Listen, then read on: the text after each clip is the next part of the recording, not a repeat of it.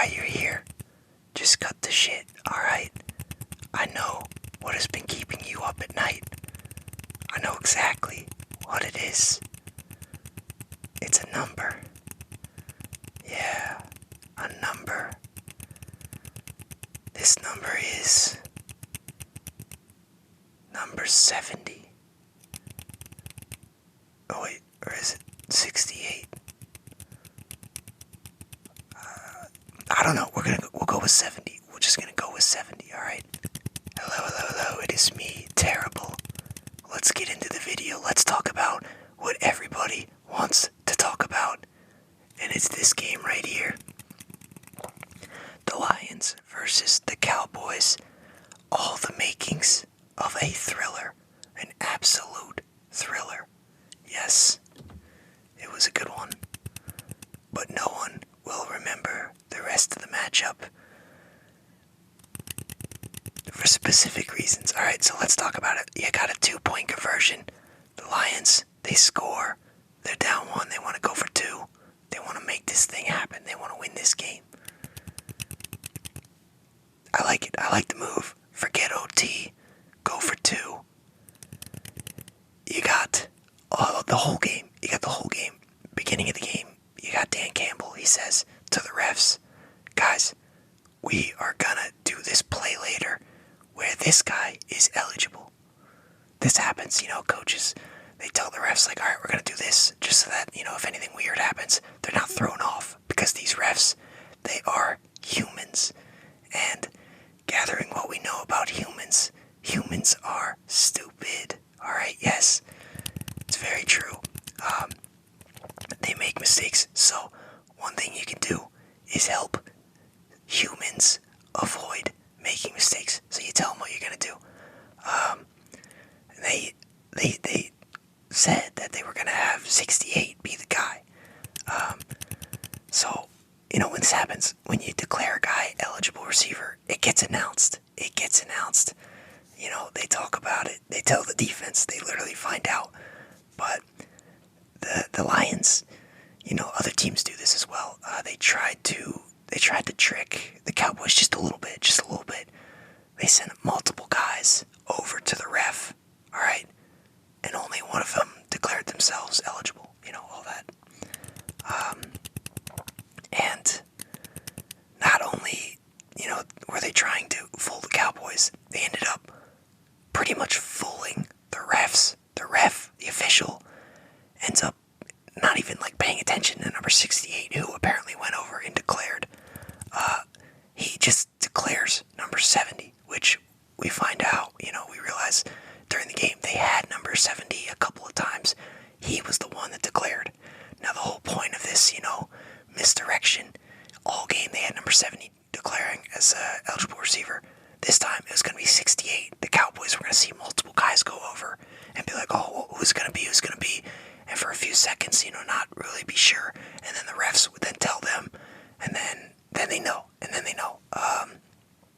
But they pretty much, Lions, he got Dan Campbell. He goes for some misdirection and ended up throwing off the ref, who all game had been declaring number 70 as eligible at a couple different times here and there, I guess. I don't remember them specifically. This is just what I've seen. So 70 comes running on. The official, maybe just, muscle memory because of the whole game, high pressure moment, big part of the game. He sees 70 coming on, just assumes, without really hearing the guys, just assumes 70 is once again declaring. Doesn't realize that 68's coming up to him saying, yeah, hey, I'm declaring, And, the Lions, they complete the 2-point conversion, of course throwing it to number 68, who the Cowboys had no idea was even eligible because it was announced that it was number 70. So I don't know if the Lions didn't hear the announcement that the ref had it wrong, but they went forward with the play. Alright. Threw it to 68, he was uncovered. I mean, it's supposed to be alignment. So, he wasn't covered. Flag is thrown. Penalty. Doesn't count. They said 70 was the one. The Lions were mad. Very mad. Dan Campbell, very upset. You got a team who just they converted. They're up 20 seconds left. They think they have this game in their hands. I mean, this is the reason why Belichick doesn't freak out ever, because you gotta stay locked in. I really think, okay, obviously I think the refs screwed up a little bit, but the Lions, it's interesting. They tried to use misdirection to fool the Cowboys and accidentally fooled the refs. I mean, I feel like that you gotta live with that result. As annoying as it is, you gotta live with that result. You can be mad at the refs for blowing calls all you want, which they do, and they actually, the tripping call early in the game favored the Lions. So you want to talk about the horrible reffing? We can talk about that all day long, about Lions fans. But when this happens, you gotta readjust. You gotta just be like, this game is not over. We did not get it. We gotta regroup here. We gotta play. Dan Campbell, he did none of that. He did not do any of that. He said, go for it. Go for 2 again. Do it again. There's a huge difference between one play from the 2-yard line and one play from the 7. Massive difference. Dan Campbell, if he's not getting overly emotional, he's realizing that and just thinking, all right, we're going to kick the extra point. We're going to go get him in overtime. Nope. Too worried about the call. They go for it. Then there was a penalty. Half the distance to the goal. So now they're at the 3.5. So they're a little closer. Still not close enough. Whatever. I don't know. They go for it. Don't get it. And then they were screwed. So, you know what? This isn't new. Refs suck. They screw up a lot. Alright, are we surprised that the Lions, trying to do some misdirection, accidentally messed up the ref? Yeah, I get it. 68 went over, and he declared. The ref is in the zone, You know how he can be for your job, and if you work, you get in the zone, certain things happen, and once you see something happen, you're like, oh, this again, okay, I know what to do. You just kind of go off, the whole game. 70's declaring, and 68, the ref, that's part of his job. He's got to adjust. He's got to hear what's going on and not assume. So that is his fault. But, I mean, I don't know. He's not out there assuming that. I mean, maybe he is, but the Lions, that's a misdirect from them. I don't think it's crazy that they threw the refs off as well. I don't think it's that crazy. But really, this is on Campbell. You got to be on top of who's declaring, because they announce it. They probably announced, hey, 70 declared. He's the guy. You got to be on top of that. And then just, once the penalty happened, you got to just kick the extra point. Send it to OT. Why go for that then? That's just such a difficult play. But hey, Cowboys got the win, unfortunately. But yeah, that's all the discussion on that. If I missed anything or if I got anything wrong, let me know. But that was kind of the feel I had gotten for what had happened. The refs suck. But the people get emotional when talking about refs because, they make a lot of mistakes. They screw a lot of games. There's a lot of gambling going on nowadays. You never know who's involved. So people get very emotional talking about refs. It's pretty weird. Especially, I'm talking about the internet. I'm talking about the internet voices here. But, yeah, we'll move on. We'll move on from that. The first game, Browns-Jets. Pretty much went as expected. Joe Flacco turns back the clock. Beats down on his old team from last year. But yeah, 37-20. They were able to get a nice dub. But, yeah, the last Thursday night game. Or wait, is there one more? I feel like there isn't one this week. Whatever. But, yeah. Joe Flacco, 309, 3 touchdowns, 1 pick. Kareem Hunt scored. Elijah Moore scored. Jerome Ford, solid game from him, 2 touchdowns. Brees Hall scored. that's kind of it. But, oh yeah, and the one, they had a pick six, a couple of pick sixes in this one, 2 pick sixes, but yeah, 37-20, Browns 11-5.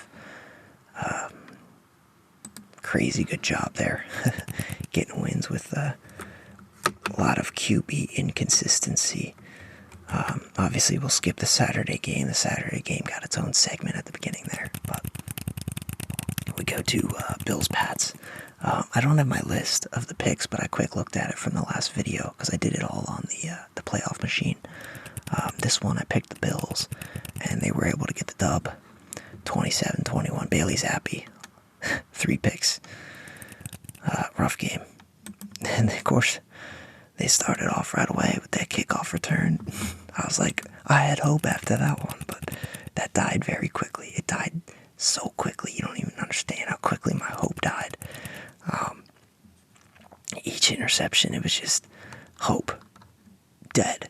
Each time, every time. But, yeah, not much notable stuff from the Pats side.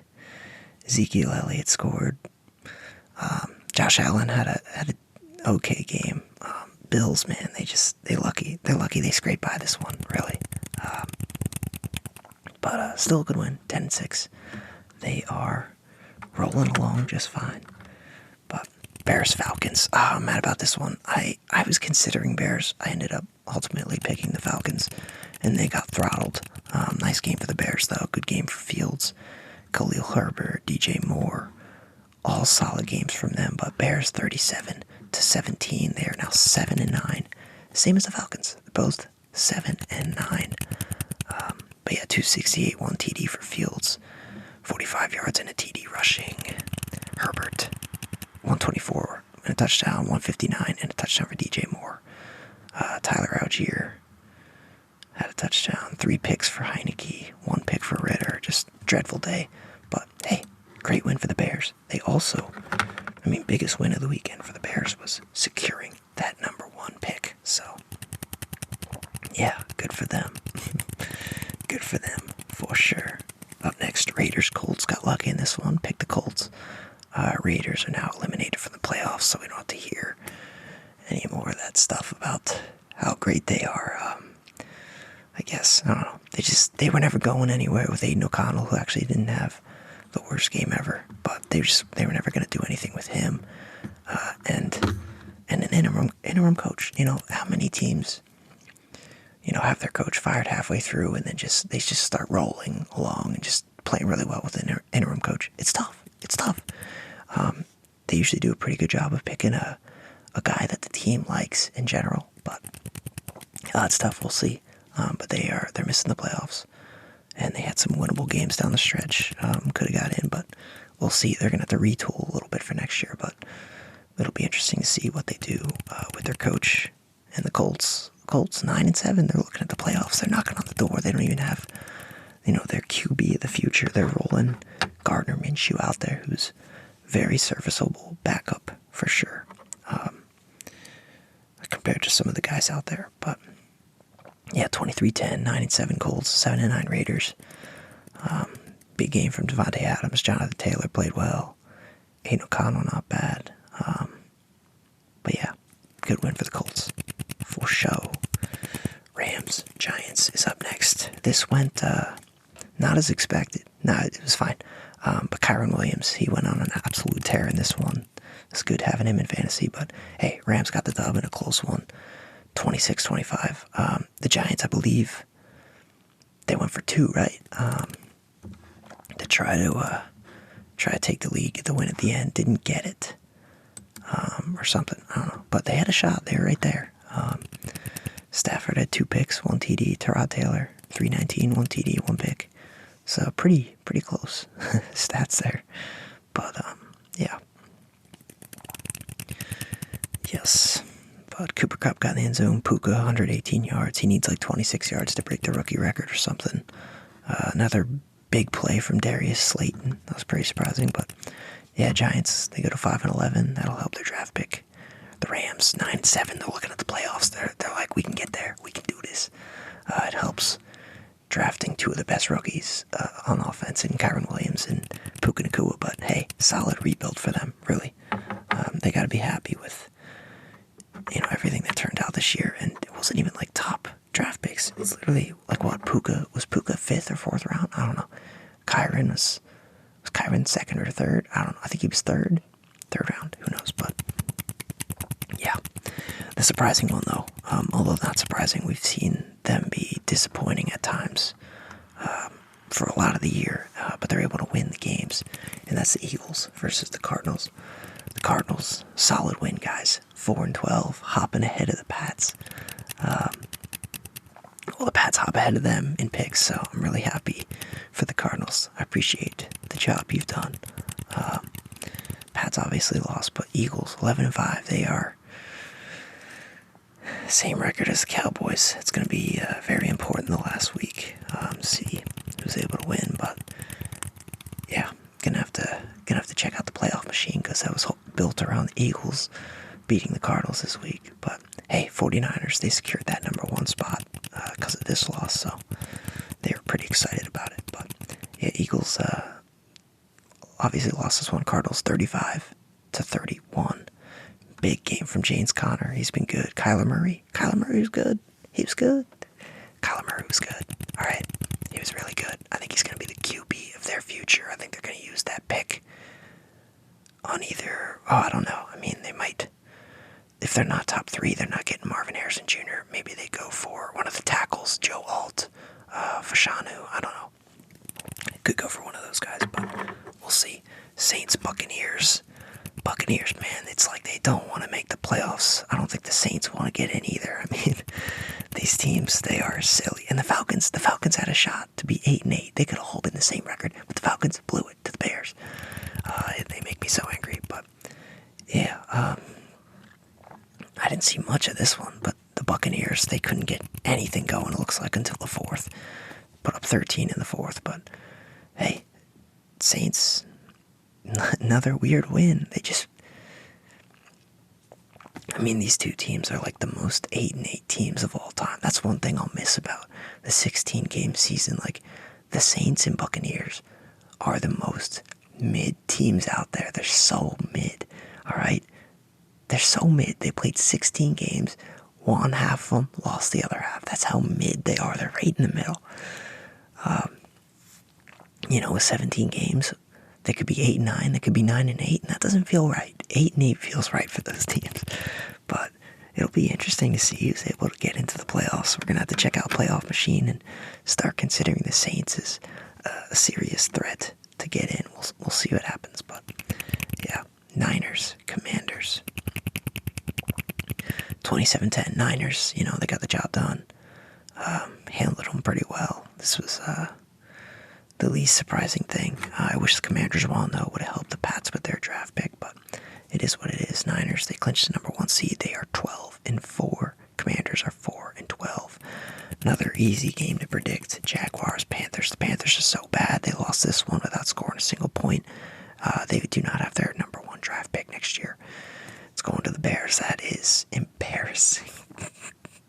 Nah, it's okay. It happens. Just ask the Brooklyn Nets. But yeah, Jaguars 26-0 over the Panthers. The Jaguars are now 9-7. They're in the playoff hunt. We're gonna have to check the standings at the end. But Panthers 2-14. They are in trouble, and not just this year. Dolphins, Ravens. Oh man, the poor Dolphins. I'm kidding. I don't care. This was great. The Ravens throttled them. They exposed them. The Ravens, they've done that this year. They've exposed some teams pretty good. But Lamar Jackson, just absolutely monster game. 56-19, 13-3 Ravens, 11-5 Dolphins. I think they clinched the 1 seed now, right? We're gonna have to check, but yeah, two TDs, 2 picks. Lamar, 321 yards, 5 touchdowns. Even Huntley threw a touchdown.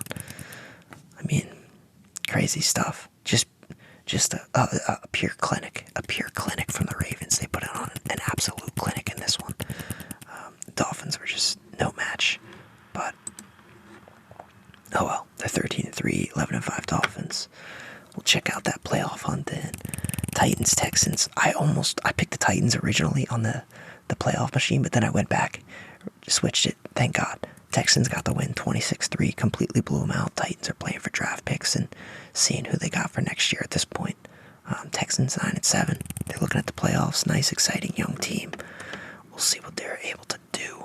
But Seahawks, Steelers. I originally had the Steelers, ended up flipping it to the Seahawks, but no surprise. The Steelers were able to get it done. Seahawks go to 8-8. Steelers are 9-7 after the 30-23 win. This was a good close game. Geno was solid. Najee Harris, 122, 2 TDs. Pickens, 131 and a touchdown. Another great game from him. Or no touchdown, sorry. But 131 yards is pretty good. DK Metcalf at 100 yards.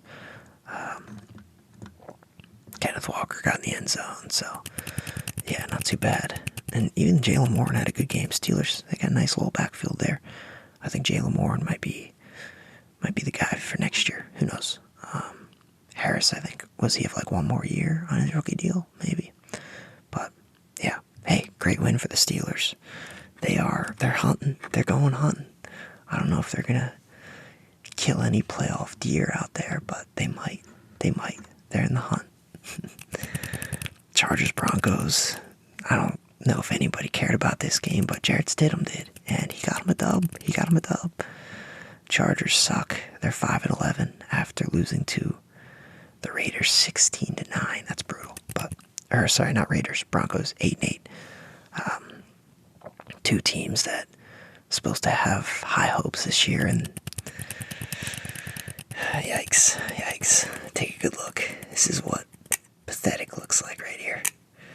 This is pathetic. Yeah, right here. Pathetic. But it's all good. Is what it is. It's all good, guys. Chiefs Bengals. Pretty good matchup. Would have been better with Joe Burrow, but Jake Browning, he's been all right. He's not bad. Isaiah Pacheco's been better. Rashee Rice has been better. Pat Mahomes, he does just enough this year.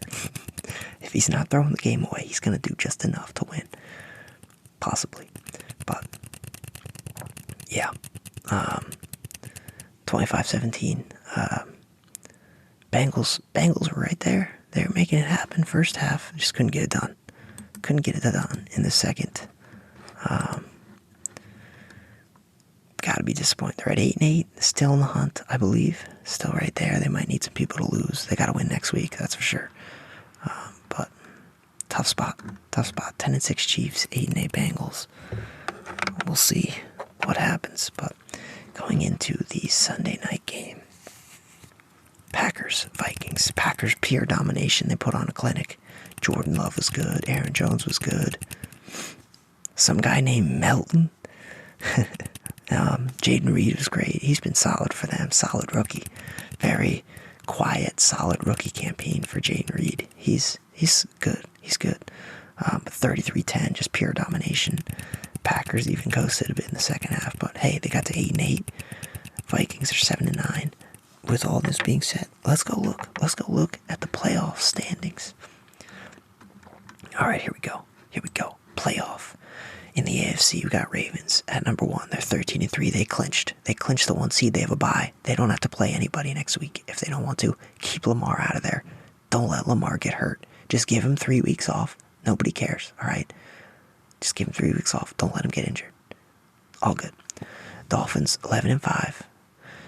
They, I guess they're still fighting with the Chiefs. Chiefs are 10-6, so Chiefs win next week. Dolphins lose. I don't know if they have the tiebreaker. Who knows? Jaguars 9-7. Browns 11-5. They clinched. The Bills 10-6, and Colts 9-7. So that's the top 7 right there. Then on the outside looking in, you got Texans 9-7, Steelers 9-7, and that's it. Oh, that's it. Okay. The Bengals are out. I did not see that they have been eliminated. Broncos are done. Okay. I knew that one. I thought the Bengals still had a shot, but nope, they're done. Bengals have been eliminated. Sorry, guys. But yeah, that's So it's just the Texans and Steelers outside looking in. And the Texans have the same record as the Colts. The Colts have the tiebreaker on them. Clearly. But then the Jaguars are also 9-7. So you got 3 teams, same division, all 9-7. That's awesome. That's going to be wild. And it's the Colts, Texans playing each other, right? We'll have to check on that one. That should be good. We'll head to the NFC now. Niners clinched number 1. I thought, but they are only 1 game ahead, so I guess they have the tiebreaker over the Cowboys. So even if the Cowboys win, Niners lose, they still have the Cowboys. They have the 1 seed. Cowboys clinched, Lions clinched, Eagles clinched, Rams clinched. Rams are in the playoffs. That's crazy. Nice, good for them. Good for them. But teams who haven't clinched, number 4, the Buccaneers. Buccaneers at 8-8. Could have won. Could have closed this thing out. They did not. The Packers are at number 7. They have that last spot. That's crazy.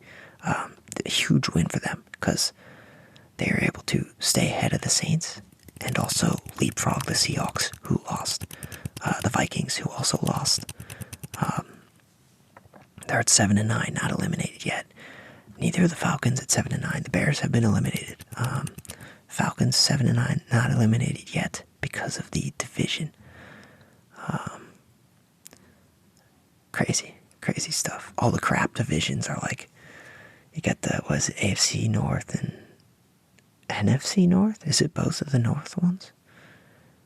Colts, Texans, or I don't know if that's the North. It doesn't matter. All of these divisions.